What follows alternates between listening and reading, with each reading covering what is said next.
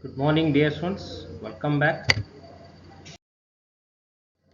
Today we'll study the or discuss the second part of Module 3, that is IoT privacy, security, and vulnerabilities solutions.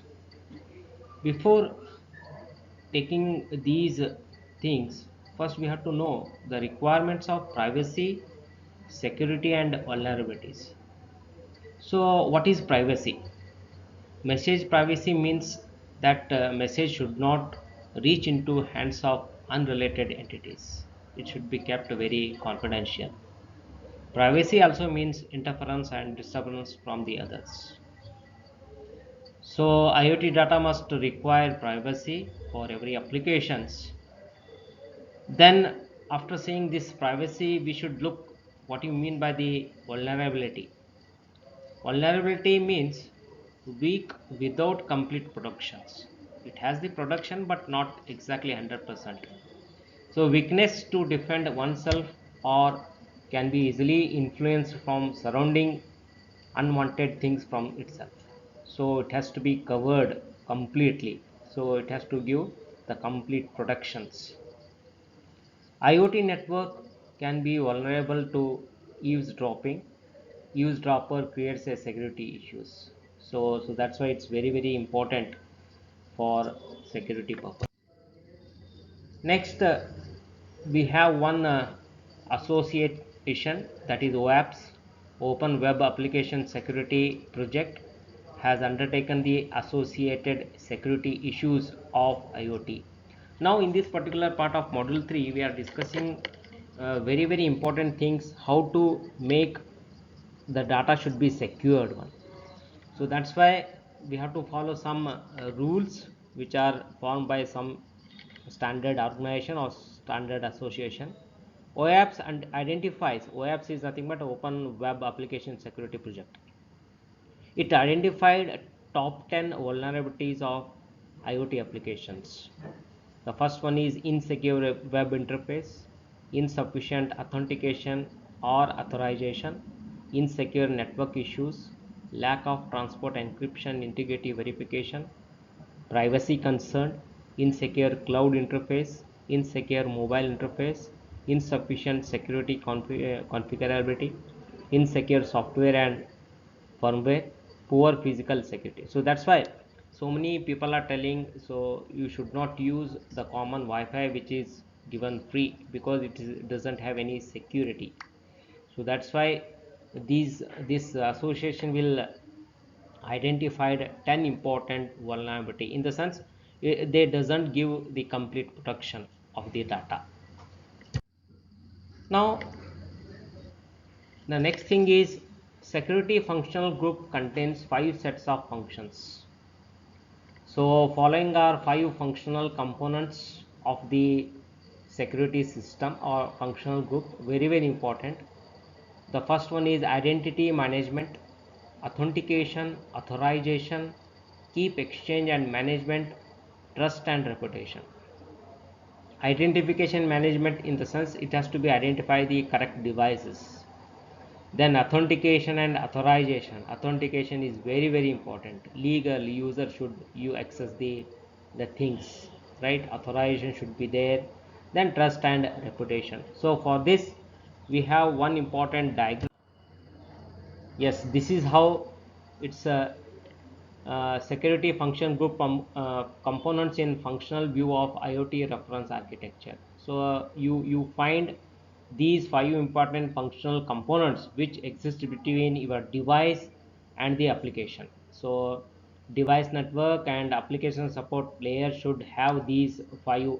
So here, so I just draw this one. This is the device, you have this one, and this is the application where you find all these things, and in between you have the functional components: identify, management, authentication, authorization, key exchange and management, trust and reputation.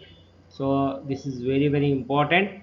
So for every security issues, they had to use these functional components to design the security system. After this one, very important is the threat analysis. Okay, so threat analysis very important, you know, concept of IoT. So how you have to analyze the threats? What do you mean by the threats? A threat analysis is a process used to determine which components of the system need to be protected and types of security risk they should be protected from. So threat analysis, it will give, so you are designing one system in that which components are not covered or not protected properly. So by just using some threat analysis, you will find, yeah, these are the components are not covered completely. Then threat analysis tool first generates the threats and analyze the system for threats. Threat analysis means uncovering the security design flaws after specifying the STRIDE category, data flow diagram, elements between that the interaction occurring during STRIDE. So STRIDE means taking a long step for dainty little steps. See, that's what I told. Threat analysis, there are a number of methods for this threat analysis. Stride is there, pasta is there, take is there. Out of this one, the stride is used in your text. So what do you mean by this stride? Stride is spoofing, tampering, repudiation, information disclosure, denial of service, elevation of privilege.